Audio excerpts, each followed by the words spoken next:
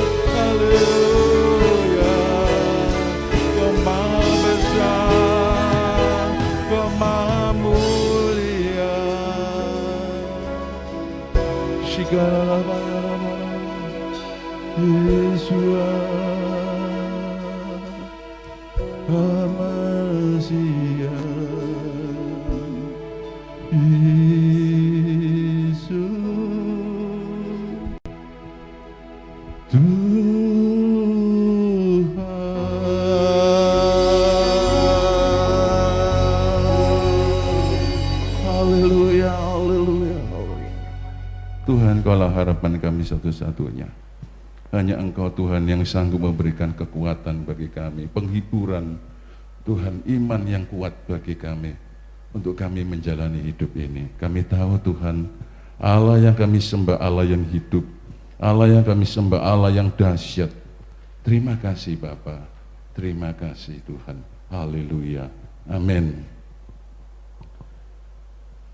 Allah yang kita sembah, Allah yang penuh kuasa dan luar biasa. Sebab itu bangkit, kita harus bangkit melayani Tuhan. Jangan kita lemah, tapi kita berapi-api melayani Tuhan. Oh, nama Shikara Rabata Kiara Lama. Hanya nama Yesus yang menara yang kuat. Yesus. Bagi juga maju nyatakan kuasanya, kita buat iblis gemetar, kalahkan tipu dayanya dengan kuasa namanya. Bangkit, bangkit, serukan nama Yesus, maju nyatakan kuasanya, kita buat iblis gemetar, kalahkan tipu dayanya dengan kuasa namanya. Serukan nama Yesus, menara yang kuat, nama Yesus kota benteng yang teguh, nama Yesus kalahkan semua musuh, nama Yesus di atas nama Yesus. Haleluya, nama Yesus menara yang kuat, nama Yesus kota benteng yang teguh, nama Yesus kalahkan semua musuh, nama Yesus di atas segalanya, nama Yesus di atas segalanya, nama Yesus di atas segalanya. Beri sorak-sorai bagi Tuhan. Haleluya, haleluya. Nama Tuhan di atas segalanya, Dia berkuasa atas kita. Sebab itu kita perlu tuntunan dan pimpinan dalam setiap langkah-langkah kita dalam menghadapi kehidupan ini. Kita akan masuk dalam firman Tuhan. Yesus, pimpin kami Tuhan dalam setiap langkah-langkah kami, supaya dalam mengambil keputusan kami tidak keliru dan menyesali diri. Segala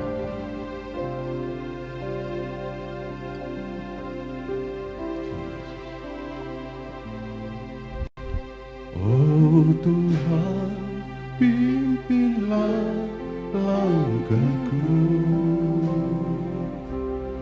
ku tak berani jalan sendiri,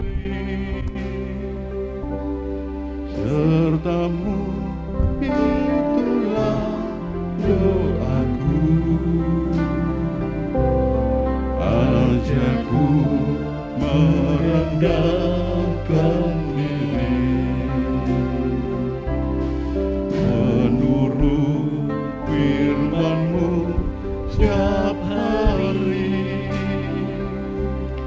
jadikan pelita malamku mencari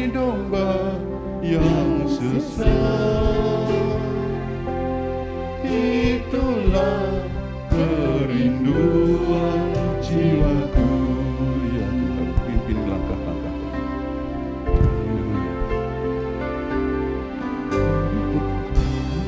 Pimpinlah langkahku. Haleluya. Ku tak berani jalan sendiri, sertamu itulah doaku. Ajarku merendahkan diri, menurut firman-Mu setiap hari.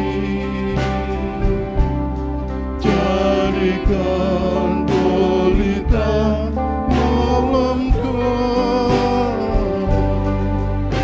mencari domba yang sesat.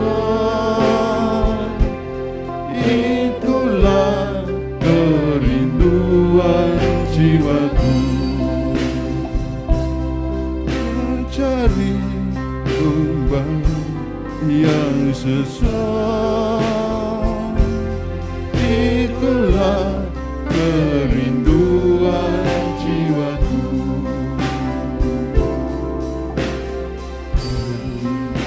Biarlah itu menjadi kerinduan kami dalam mencari Engkau, Tuhan. Kami tidak dapat berjalan sendiri tanpa-Mu, ya Tuhan. Kami tak dapat jalan sendiri. Kami perlu tuntunan dan penyertaan-Mu lewat firman-Mu, ya Tuhan. Haleluya. Amin. Shalom Bapak Ibu Saudara sidang jemaat yang dikasihi Tuhan. Pada hari ini kita berjumpa kembali di dalam ibadah raya secara online. Dan kita sangat bersuka cita untuk sebuah kesempatan yang Tuhan berikan kepada kita. Dan pada pagi hari ini saya akan mengajak Bapak Ibu Saudara untuk kembali membuka kebenaran firman Tuhan, dan kita akan merenungkan kebenaran firman Tuhan ini bersama-sama. Pada pagi hari ini saya akan mengambil teks dari Injil Matius pasalnya yang ke-25, dan kita akan membaca di dalam ayatnya yang ke-14 sampai dengan ayatnya yang ke-30. Matius pasal 25 ayatnya yang ke-14 sampai dengan ayatnya yang ke-30. Saya akan membacakan bagi kita semua. Demikianlah bunyi firman Tuhan.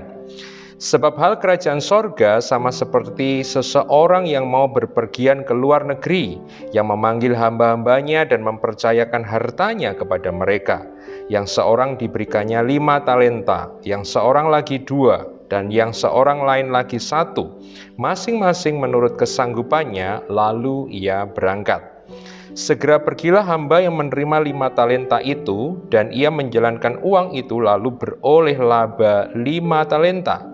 Hamba yang menerima 2 talenta itu pun berbuat demikian juga dan berlaba 2 talenta.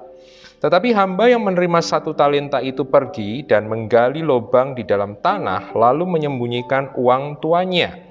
Lama sesudah itu pulanglah tuan hamba-hamba itu, lalu mengadakan perhitungan dengan mereka. Hamba yang menerima 5 talenta itu datang dan ia membawa laba 5 talenta. Katanya, Tuan, 5 talenta Tuan percayakan kepadaku, lihat aku telah beroleh laba 5 talenta.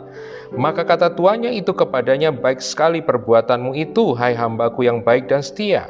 Engkau telah setia dalam perkara kecil, aku akan memberikan kepadamu tanggung jawab dalam perkara yang besar.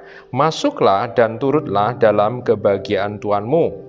Lalu datanglah hamba yang menerima 2 talenta itu, katanya, Tuan, 2 talenta Tuan percayakan kepadaku, lihat aku telah beroleh laba 2 talenta. Maka kata tuannya itu kepadanya, baik sekali perbuatanmu itu, hai hambaku yang baik dan setia. Engkau telah setia memikul tanggung jawab dalam perkara yang kecil, aku akan memberikan kepadamu tanggung jawab dalam perkara yang besar. Masuklah dan turutlah dalam kebahagiaan Tuanmu. Kini datanglah juga hamba yang menerima 1 talenta itu dan berkata, Tuan, aku tahu bahwa Tuan adalah manusia yang kejam, yang menuai di tempat di mana Tuan tidak menabur, dan yang memungut dari tempat di mana Tuan tidak menanam. Karena itu aku takut dan pergi menyembunyikan talenta Tuan itu di dalam tanah. Ini, terimalah kepunyaan Tuan. Maka jawabnya firman-Nya itu, "Hai kamu hamba yang jahat dan malas. Jadi kamu sudah tahu bahwa aku menuai di tempat di mana aku tidak menabur dan memungut dari tempat di mana aku tidak menanam. Karena itu sudahlah seharusnya uangku itu kau berikan kepada orang yang menjangan uang, supaya sekembaliku aku menerimanya serta dengan bunganya. Sebab itu ambillah talenta itu daripadanya dan berikanlah kepada orang yang mempunyai 10 talenta itu. Karena setiap orang yang mempunyai kepadanya akan diberi, sehingga ia berkelimpahan. Tetapi siapa yang tidak mempunyai apapun juga yang ada padanya akan diambil daripadanya. Dan campakkanlah hamba yang tidak berguna itu ke dalam kegelapan yang paling gelap, di sanalah akan terdapat ratap dan kertak gigi." Bapak Ibu Saudara yang dikasihi Tuhan, tentu saja kita sudah sering mendengar tentang kisah tentang perumpamaan yang diberikan oleh Tuhan Yesus pada waktu itu. Dan kalau kita membaca dan kita mendengar dan kita merenungkan perumpamaan itu, saya akan mengajak Bapak Ibu Saudara untuk merenungkan perumpamaan-perumpamaan ini bukan hanya sebagai sebuah kisah atau cerita yang bisa didongengkan atau dikisahkan kepada anak-anak kecil. Tapi biarkan pada pagi hari ini khususnya kita bisa melalui perumpamaan yang diberikan oleh Tuhan Yesus ini, kita bisa melihat tentang hati Allah, kita bisa melihat hati Tuhan, kita bisa melihat hati Bapa kepada setiap kita. Nah, kalau Bapak Ibu Saudara tadi membaca, memperhatikan, merenungkan perumpamaan dari Injil Matius pasal 25 ayat 14 sampai dengan ayat 30, sebenarnya ada beberapa bagian, ada beberapa hal yang bisa kita tangkap dari perumpamaan ini tentang hati Bapa itu kepada setiap kita. Apa saja? Kalau kita melihat secara umum, secara general, Bapak Ibu Saudara, saya merenungkan ada beberapa. Misalnya di situ dari awal-awal kita bisa melihat bahwa dari kisah perumpamaan yang diberikan Tuhan Yesus kepada murid-muridnya pada waktu itu, kita bisa melihat satu hati Allah, satu hati Bapa yang mempercayai setiap kita. Dan bukan hanya dia mempercayai setiap kita, tetapi kita juga bisa melihat bahwa hati Bapa itu adalah hati yang memberi kepada kita. Hati yang mempercayakan, hati yang memberi, dan memberinya itu secara berkelimpahan, Bapak Ibu Saudara. Dan bukan hanya itu, tapi kalau kita terus, dan ini menjadi poin kita pada pagi hari ini, kita bisa melihat bahwa lewat perumpamaan yang Tuhan Yesus berikan, kita bisa melihat satu hati Allah, satu hati Bapa kepada kita, yang menginginkan supaya setiap kita anak-anaknya itu mengalami sebuah pertumbuhan, mengalami sebuah multiplikasi, mengalami sebuah pelipat gandaan, mengalami sebuah peningkatan di dalam kehidupan kita. Dan saya akan mengajak pada pagi hari ini supaya kita bisa melihat, bukan hanya sekedar melihat dan kemudian menemukan hati Bapa, tapi kemudian setelah ini kita juga bisa masuk ke dalam sebuah peningkatan. Kita boleh mengalami multiplikasi, kita boleh mengalami dimensi kelimpahan yang Bapa berikan kepada kita. Perumpamaan Matius 25 ayat 14 sampai 30 menurut saya akan mengajarkan kepada kita ada beberapa hal yang harus kita pahami, yang harus kita percayai, yang harus kita lakukan, dan ada beberapa hal Bapak Ibu Saudara yang harus kita hindari supaya kita ini boleh masuk ke dalam the fullness of life, dalam kepenuhan hidup yang Tuhan inginkan kepada setiap kita. Nah, apa saja itu Bapak Ibu Saudara? Saya akan mencoba secara singkat untuk membagikan kepada kita. Yang pertama, coba kita mempelajari tadi atau memperhatikan kembali di dalam ayat 14 yang baru saja kita baca. Dikatakan demikian dalam versi ITB kita, sebab hal kerajaan sorga itu sama seperti seorang yang mau berpergian ke luar negeri, yang memanggil hamba-hambanya, dan perhatikan kalimat ini, dan mempercayakan hartanya itu kepada mereka. Apa yang bisa kita belajar atau prinsip apa yang bisa kita tangkap sehingga kita di dalam hidup kita ini kita boleh mengalami increasing, boleh mengalami peningkatan, kelimpahan, multiplikasi dalam kehidupan kita. Menurut saya yang pertama kita harus paham Bapak Ibu Saudara bahwa Allah atau hati Allah atau hati Bapa kepada kita adalah hati yang mempercayai setiap kita. Saya mengatakan bahwa Bapa sangat mempercayai setiap kita. Dan bukan hanya berhenti sampai di mempercayai, tetapi kemudian firman Tuhan mengatakan bahwa Allah itu mengekspresikan daripada kepercayaannya itu dengan memberikan sebuah yang saya sebut sebagai anugerah kehidupan, modal kehidupan kepada setiap kita. Dan modal kehidupan itu sangat besar dalam kehidupan kita. Itu poin yang pertama. Ya, jadi kita harus percaya bahwa pagi hari ini kita harus percaya bahwa hati Bapa itu mempercayai setiap kita. Nah, ini luar biasa Bapak Ibu saudara, sebab kita sudah sering mendengar bahkan mungkin di dalam kepercayaan-kepercayaan lain bagaimana bahwa manusia itu harus mempercayai Tuhan, atau kisah tentang seseorang manusia atau pribadi-pribadi yang mempercayai Tuhan. Tapi pada pagi hari ini saya ingin mengajak setiap kita melihat di dalam Alkitab bahwa di dalam Alkitab bukan hanya dikatakan bahwa kita harus mempercayai Tuhan, tetapi di dalam Alkitab dikatakan bahwa Allah Bapa itu mempercayai kita. Buat saya ini luar biasa. Pernahkah kita merenungkan bahwa kita ini adalah pribadi-pribadi yang dipercayai oleh Tuhan?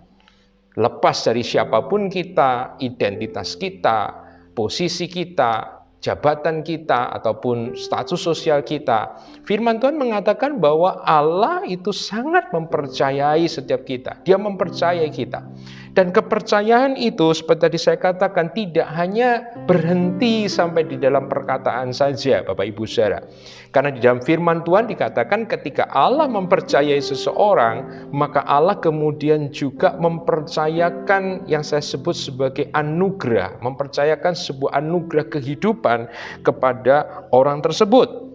Ya, saya sebut juga sebagai modal kehidupan dalam setiap kita. Nah, Bapak Ibu saudara perhatikan dalam perumpamaan Matius 25 ayat 14 sampai 30 tadi dikatakan bahwa ada 3 orang yang dipercayai oleh tuannya. Yang pertama diserahkan 5 talenta, yang kedua 2 talenta, yang satu talenta. Mungkin bagi kita orang Kristen modern di Indonesia, kita mungkin tidak begitu paham tentang apa itu talenta. Nah, banyak orang mungkin mengartikan talenta itu bakat, Bapak Ibu saudara. Tapi sebenarnya kalau kita mempelajari pada zaman itu, talenta itu sebenarnya adalah ukuran berat. Saya mempelajari, saya mendapatkan bahwa 1 talenta pada zaman itu kurang lebih beratnya itu 50 sampai 80 dalam ukuran pounds. Jadi kalau dikonversi dalam kilogram itu sekitar 22,7 sampai 36,2 kilogram. Jadi waktu itu karena bentuknya adalah emas, jadi ditimbangnya dengan berat Bapak Ibu saudara. Dan saya membaca satu referensi yang luar biasa bahwa 1 talenta itu bisa perak atau emas. Dan saya mendapatkan satu referensi bahwa 1 talenta perak pada zaman itu, kalau dikonversikan kurang lebih adalah upah seorang yang bekerja selama 15 tahun. Itu 1 talenta perak. Berarti 1 talenta emas itu lebih daripada itu. Bapak Ibu saudara boleh bayangkan gaji Bapak Ibu saudara yang Bapak Ibu saudara terima selama 15 tahun, itulah 1 talenta. Dan itu adalah tahap minimal atau bentuk minimal yang diberikan Tuhan itu kepada hambanya. Ada yang diberikan 5 talenta. Itu berarti satu ukuran kekayaan yang luar biasa banyaknya. Kalau mungkin Bapak Ibu saudara belum bisa membayangkan itu, coba kita menghitung-hitung sedikit tentang kurs, misalnya tentang emas, misalnya saya kurang mengerti secara exactly, tapi kalau misalnya kemarin saya melihat bahwa harga 1 gram emas itu hari ini kurang lebih 900.000 rupiah, maka kita mendapatkan 1 talenta itu secara minimal, saya boleh kursnya kurang lebih 19, kita dapatkan jumlah 19,8 miliar. Wow, itu jumlah yang sangat besar sekali. Dan itu 1 talenta. Bayangkan kalau itu 5 talenta, maka kita mendapatkan kurang lebih kursnya kurang lebih ada 99 miliar rupiah. Bapak Ibu saudara bisa bayangkan kalau hari ini tiba-tiba ada seseorang yang memberikan 99 miliar kepada Bapak Ibu saudara untuk menjadi modal usaha atau modal bisnis. Buat saya itu adalah satu kesempatan yang luar biasa dan sekaligus juga menunjukkan bahwa orang yang menginvestasikan dalam hidup kita itulah orang yang sangat mempercayai kita. Maka saya katakan itulah gambaran Allah kepada setiap kita anak-anaknya. bahwa Bapa ketika menciptakan kita dan melahirkan setiap kita, memperanakan setiap kita, bukan hanya sekedar membuat kita ada, Bapak Ibu Saudara, tetapi Dia juga menginvestasikan sesuatu yang sangat besar dalam hidup kita. Dia memberikan anugerah kehidupan, modal kehidupan yang sangat besar dalam kehidupan kita. Modal kehidupan atau anugerah kehidupan itu bisa berbentuk apa saja, Bapak Ibu Saudara.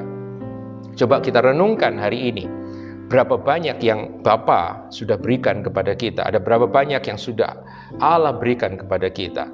Berbicara misalnya tentang kehidupan kita itu sendiri. Hari-hari ini saya sangat disadarkan bahwa kalau manusia bisa hidup itu betul-betul adalah sebuah anugerah yang sangat besar. Kehidupan itu sendiri adalah sebuah anugerah. Bukan hanya kehidupan, misalnya juga fisik kita, kepandaian kita, waktu kita, kemampuan kita untuk berimajinasi, kreativitas, keselamatan, Roh Kudus, karunia-karunia rohani, dan masih ada banyak lagi Bapak Ibu Saudara yang kalau kita sebutkan dalam hidup kita yang mungkin selama ini kita tidak sadar karena kita terlalu terbiasa dengan itu.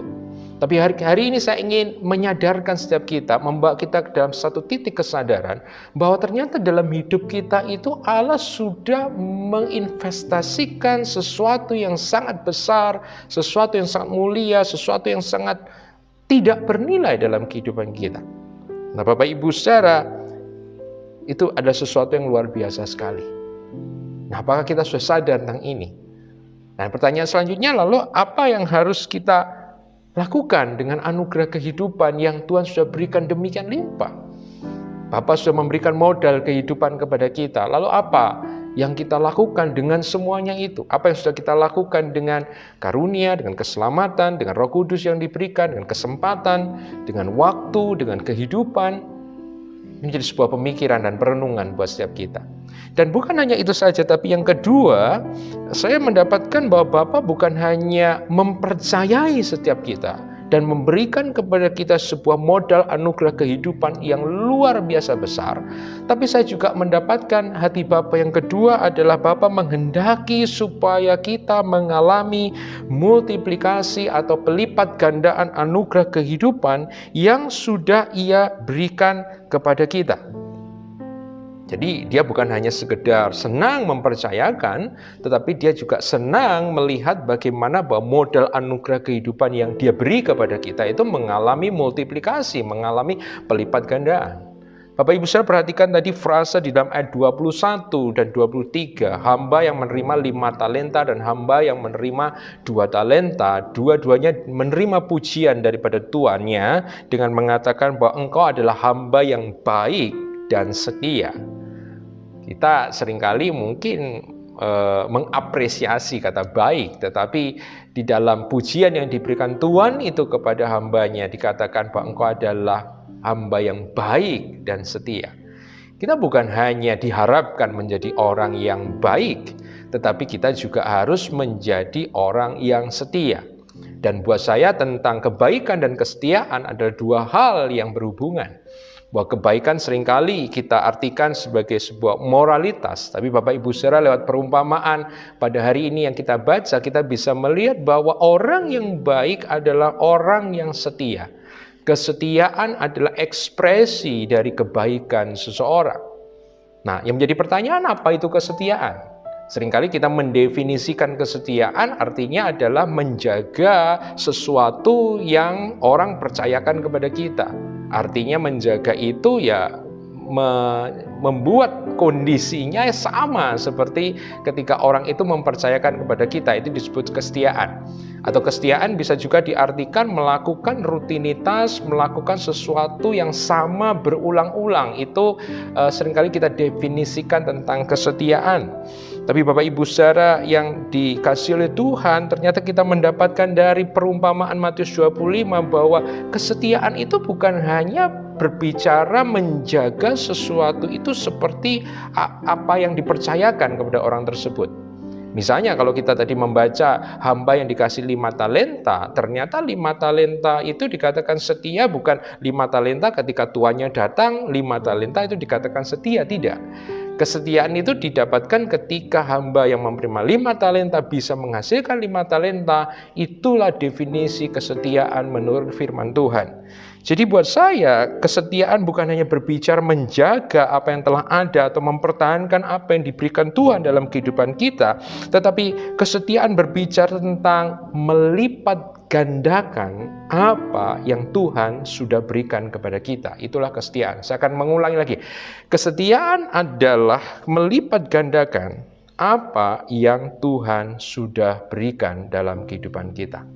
Jadi kalau kita menerima sesuatu daripada Tuhan dan kita hanya menjaga itu di dalam posisi aslinya, menurut saya itu bukan setia. Setia artinya adalah berproses di dalam pekerjaan, di dalam misi Tuhan, sehingga kita bisa menghasilkan sebuah multiplikasi. Itulah kesetiaan. Kemaksimalan di dalam kehidupan kita tidak diukur, Bapak Ibu Saudara, dari hasil yang kita peroleh untuk selanjutnya. Kita bisa melihat bahwa Tuhan menginginkan sebuah pelipat gandaan, tetapi kita juga bisa melihat dalam Matius 25 bahwa pelipat gandaan yang ada di dalam kehidupan hamba-hamba ini tidak sama, Bapak Ibu Saudara. Yang 5 menghasilkan 5, yang 2 menghasilkan 2. Nah, itu tidak sama, dan kita bisa melihat dari pujian yang Tuhan berikan kepada 2 hambanya. Dia tidak mengatakan kepada yang diberi 2 talenta, kenapa kamu cuma bisa menghasilkan 2 talenta? Kenapa kamu tidak bisa menghasilkan 5 talenta?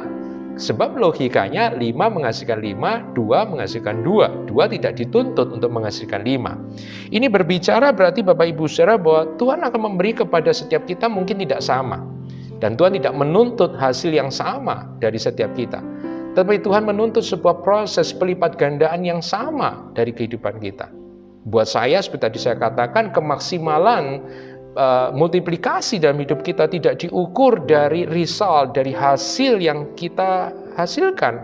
Tetapi kemaksimalan itu diukur dari seberapa kita telah berhasil melipat gandakan anugerah dari kapasitas yang kita miliki. 2 menghasilkan 2, itu maksimal Bapak Ibu Saudara. 5 menghasilkan 5, itu maksimal Bapak Ibu Saudara. Kalau misalnya tadi kisah itu saya ubah sedikit, misalnya yang 5 talenta ternyata menghasilkan cuma 3 talenta. Yang 2 misalnya menghasilkan 2 talenta. Kalau dijumlah secara hasil, secara result, yang 1 dapat 8, yang 1 dapat 4, tentu saja kita akan mengatakan yang 8 itu lebih baik daripada yang 4. Tapi dari hukum kemaksimalan dan kapasitas kita boleh melihat bahwa sebenarnya yang 2 itu yang lebih maksimal, karena 2 menghasilkan 2. Secara total hanya 4 Bapak Ibu Saudara, tetapi dia menghasilkan secara maksimal. Dari 2 kapasitasnya dia menghasilkan 2. Sementara yang 5 mungkin hanya menghasilkan 3. Dipandang dari sisi result 8 lebih besar, tapi dari hukum kemaksimalan orang ini tidak maksimal. Jadi mari kita belajar untuk tidak membandingkan atau mengukur diri kita dari keberhasilan orang lain, dari kesuksesan orang lain, dari prestasi orang lain. Tapi marilah kita mengukur kemaksimalan hidup kita dari dimensi kapasitas yang Tuhan sudah berikan kepada kita. Apakah kita sudah mendouble, apakah kita sudah melipat gandakan apa yang Tuhan sudah beri di dalam kehidupan kita. Dan berbicara tentang kapasitas, Bapak Ibu Saudara, saya juga sangat percaya bahwa kapasitas yang Tuhan berikan kepada kita tidak bersifat stagnan, tidak berhenti sampai di situ saja.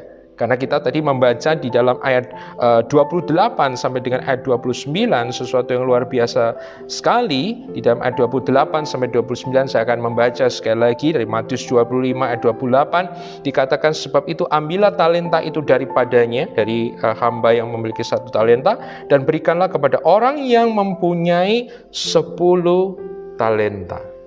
Secara pemikiran ini juga sesuatu yang menarik, karena biasanya kalau yang 1 tadi dapat 10, yang 1 tadi dapat 4 Bapak Ibu Saudara, mungkin secara manusia kalau ada 1 lagi talenta kita akan berikan kepada orang yang memiliki lebih sedikit.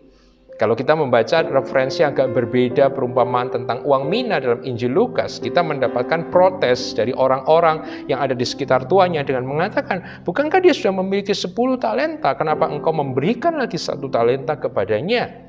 Tapi ini adalah sebuah hukum kerajaan Allah, karena Tuhan Yesus mengatakan apa? Di dalam ayat 29, karena setiap orang yang mempunyai justru kepadanya akan diberi sehingga ia berkelimpahan. Tetapi siapa yang tidak mempunyai, apapun juga yang ada padanya akan diambil daripadanya. Inilah hukum kerajaan Allah. Dikatakan bahwa setiap orang yang mempunyai kepadanya akan diberi. Mempunyai apa? Buat saya adalah mempunyai kesetiaan.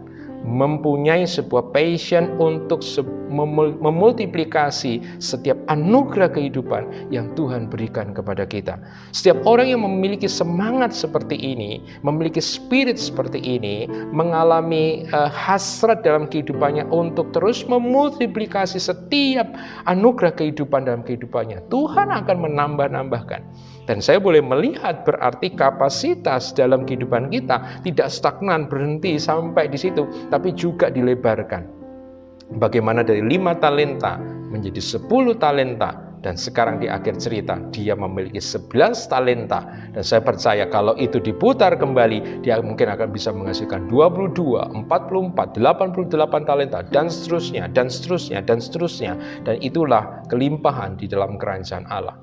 Jadi saya akan mengajak Bapak Ibu Saudara pagi hari ini untuk kita tidak merasa santai atau kita tidak merasa puas dengan apa yang ada sekarang ini.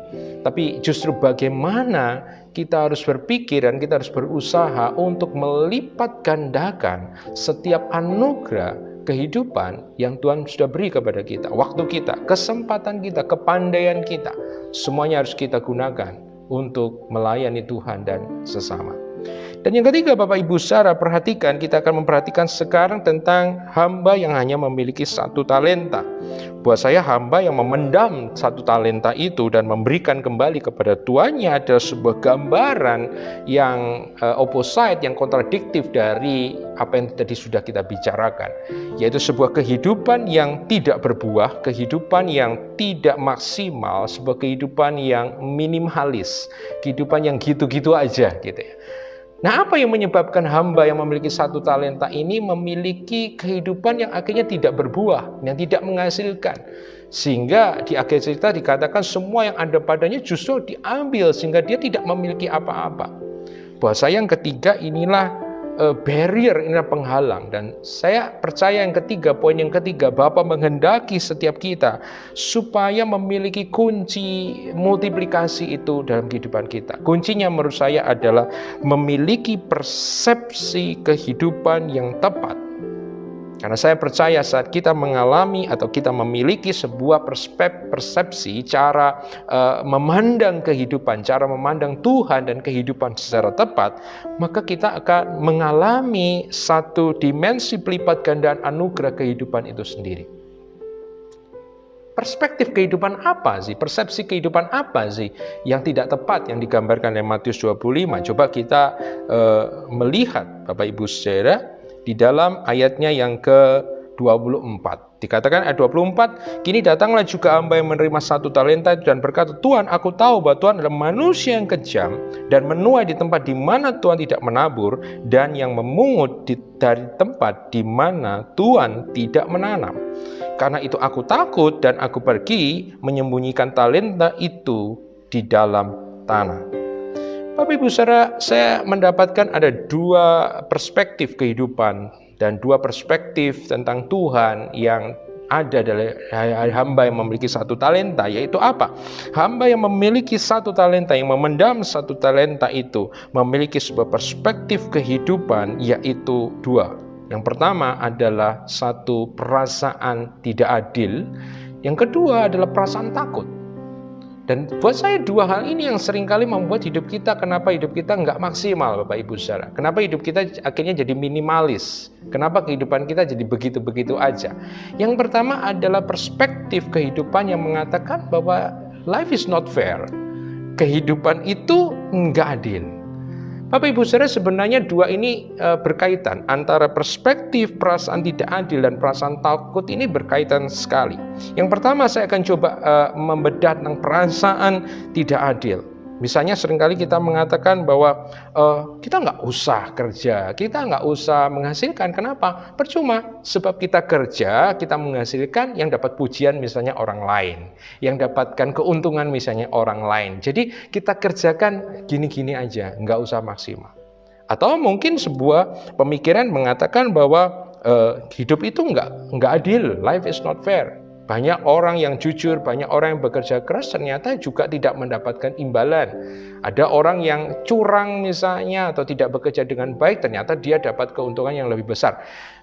Perspektif-perspektif kehidupan semacam ini yang seringkali membuat kita menjadi lesu, membuat kita menjadi putus asa, dan kemudian kita mengambil sebuah sikap mediokritas, kita mengambil sebuah sikap ya udah kita kerjakan begitu aja. Apa yang disuruh ya itu kita kerjakan. Enggak memiliki spirit of excellence yang mengerjakan sesuatu yang lebih daripada yang kita harapkan atau yang kita tetapkan, yang ditetapkan dari kehidupan kita. Yang kedua adalah perasaan takut, Bapak Ibu Saudara. Dan kita bisa melihat bahwa perspektif yang mengatakan bahwa kehidupan nggak adil, ini sebenarnya juga berkaitan dengan perasaan takut. Perasaan takut ini misalnya dengan jelas diekspresikan dari terjemahan The Message Bible. Saya hanya kutip saja satu frase dari The Message, Bapak Ibu Saudara boleh cek nanti, di mana hamba yang memiliki satu talenta itu mengatakan begini, I was afraid I might disappoint you. Aku takut bahwa aku ini akan mengecewakan kamu. Dengan kata lain mengatakan apa? Kalau dengan bahasa yang sederhana saya katakan hamba ini mengatakan bahwa kehidupan itu terlalu beresiko ya untuk dicoba, untuk dijalani. Jadi ambil yang aman-aman saja ya. Ya, sebab kalau kita melakukan ini, kita ambil ini, nanti takutnya hasilnya tidak seperti yang diharapkan. Wah, kita dikatakan tadi afraid, kita takut mengecewakan orang, sehingga kita ambil ya jalan aman ya jalan yang begitu-begitu aja. Ya, seringkali di dalam hari-hari ini pengajaran ini yang disebut sebagai mindset atau pola pikir kemiskinan, atau yang disebut sebagai roh yatim piatu, yang menghasilkan sebuah kehidupan yang minimalis di dalam kehidupan kita.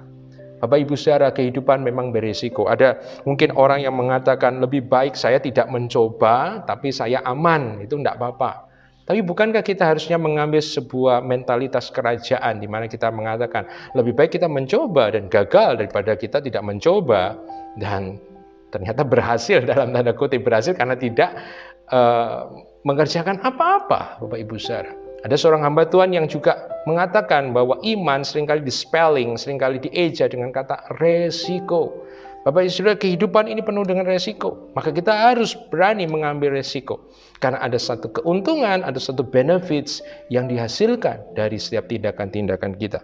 Yang luar biasa, The Message Bible menambahkan bahwa ketika Tuhan itu mendengar daripada tindakan daripada hambanya itu. Saya mengutip satu kutipan yang buat saya ini luar biasa sekali. Dikatakan the master was furious. Tuannya itu menjadi sangat marah ketika melihat itu dan mengatakan kata-kata ini, that's a terrible way to live. It's criminal to live cautiously like that. Perhatikan, The Message Bible menerjemahkan that's a terrible way to live. Sebuah kehidupan minimalis, kehidupan yang gitu-gitu aja, kehidupan yang normal, kehidupan yang gak maksimal, disebutkan adalah sebuah gaya hidup yang buruk, gaya hidup yang mengenaskan, Bapak Ibu Saudara. That's a terrible way to live. Dan bukan hanya itu, dikatakan it's criminal. Ini ada sebuah kejahatan. Saat kita hidup dengan sebuah kehati-hatian yang demikian hati-hati sehingga berubah menjadi ketakutan dan kita tidak berani mencoba, firman Tuhan mengatakan bahwa itu ada sebuah tindakan kriminal, itu adalah sebuah tindakan kejahatan. Dan ternyata tidak melipat gandakan, tidak mempergunakan resource yang Tuhan berikan dalam kehidupan kita. Dipandang dari perspektif firman Tuhan, ada sebuah bentuk kejahatan dalam kehidupan kita. Oleh karena itu saya akan mengajak Bapak Ibu Saudara supaya dalam penutup renungan pada hari ini, apakah kita sudah mempergunakan secara maksimal resource yang Tuhan sudah beri dalam kehidupan kita? Terutama kalau kita membaca dari Matius 24, 25 ini adalah sebagian dari khotbah dari Matius 24 yang menggambarkan tentang seringkali disebut sebagai khotbah akhir zaman, tapi saya mengatakan sebuah waktu yang kritikal, waktu yang kritis, waktu yang sulit dalam kehidupan itu. Ternyata Matius 25 mengatakan, mengajarkan kepada kita di waktu-waktu sulit, di waktu-waktu kritis, anak-anak Tuhan dan hamba-hamba Tuhan tidak boleh hidup secara minimalis, hidup yang begitu-begitu saja. Tapi justru di masa-masa sulit dan di masa-masa kritis, kita dituntut daripada Tuhan untuk melipat gandakan dan menghasilkan secara maksimal setiap resource yang Tuhan sudah beri dalam kehidupan kita. Saya seringkali mengatakan bahwa kesempitan dalam hidup ini adalah kesempatan dalam hidup ini untuk melihat bagaimana kuasa Tuhan bekerja dalam hidup kita. Oleh karena itu saya mengajak Bapak Ibu saudara sidang jemaat yang dikasihi Tuhan, mari di masa-masa yang sulit, di masa-masa yang sukar bagi setiap kita mungkin hari-hari ini, kita tidak menjadi putus asa, tapi semakin giat melayani, giat bekerja, giat untuk berkreativitas. Karena saya percaya di masa-masa ini Tuhan sedang mengerjakan sesuatu yang besar di tengah-tengah kita. Bahkan ada seorang hamba Tuhan mengatakan, in this time revival is happening. Kebangunan rohani sedang terjadi. Kiranya firman Tuhan ini boleh memberkati setiap kita, menginspirasi setiap kita, dan memotivasi setiap kita untuk hidup di dalam kerajaan Allah. Dan mari kita akan berdoa untuk menutup renungan firman Tuhan ini. Bapa dalam kerajaan surga, kami mengucap syukur, terima kasih untuk renungan firman-Mu pada hari ini. Terima kasih untuk firman yang sudah Engkau berikan kepada setiap kami. Roh Kudus, biarkan lewat perenungan firman ini Engkau boleh menginspirasi, memotivasi, memberikan semangat kepada setiap kami, anak-anak-Mu, jemaat-jemaat-Mu, dimanapun kami berada dan dimanapun kami boleh mendengarkan renungan firman Tuhan ini. Kiranya Roh Kudus berbicara di dalam hati kami, Roh Kudus memberikan keberanian dalam setiap kami, memberikan hikmat pada setiap kami, sehingga kami tidak menjadi hamba yang malas, menjadi hamba yang jahat, menjadi hamba yang pasif, tapi kami menjadi hamba yang baik, setia, yang memultiplikasikan setiap resource yang Bapa sudah percayakan dalam hidup kami. Terima kasih Bapa, hamba-Mu memberkati setiap jemaat yang mendengarkan live streaming. Terima kasih Bapa. Kami mengucap syukur di dalam nama Tuhan Yesus Kristus kami berdoa. Haleluya. Amin. Demikianlah firman Tuhan pada hari ini. Kiranya firman ini boleh menginspirasi dan memotivasi setiap kita untuk menjadi hamba-hamba kerajaan yang baik dan setia. Tuhan memberkati. Saya percaya kita semua yang sudah mendengarkan kebenaran firman Tuhan, kita semua diberkati Tuhan melalui kebenaran firman Tuhan yang kita dengar. Kita akan tutup dalam doa. Bapa yang di surga, kami bersyukur kalau hari ini kami sudah beribadah melalui ibadah online. Biarlah Engkau mengurapi kami semua, Engkau memberkati kami semua, Engkau teguhkan tangan kami, apapun yang kami kerjakan Engkau buat berhasil Bapa. Kami percaya Tuhan, Engkau tidak meninggalkan kami, Engkau senantiasa memperhatikan kami, Engkau senantiasa memberkati kami, Engkau senantiasa melindungi kami. Terima kasih Bapa. Engkau memberkati hamba-Mu yang sudah menyampaikan kebenaran firman-Mu. Biarlah berkati di dalam pelayanannya, berkati di dalam rumah tangganya. Berikan kesehatan dalam tubuhnya, supaya dia dapat terus menyampaikan kabar baik, kabar sukacita kepada setiap orang. Terima kasih Bapa. Angkat tangan saudara ke atas dan terimalah berkat dari Tuhan.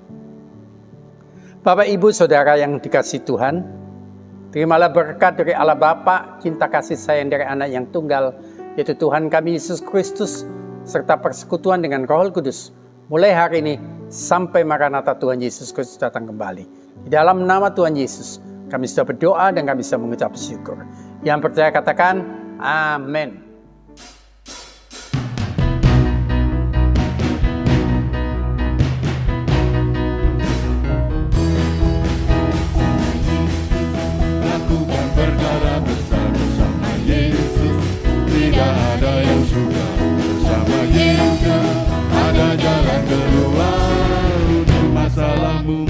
Untuk masalahku, untuk masalah kita semua. Bersama Yesus, lakukan perkara besar bersama Yesus.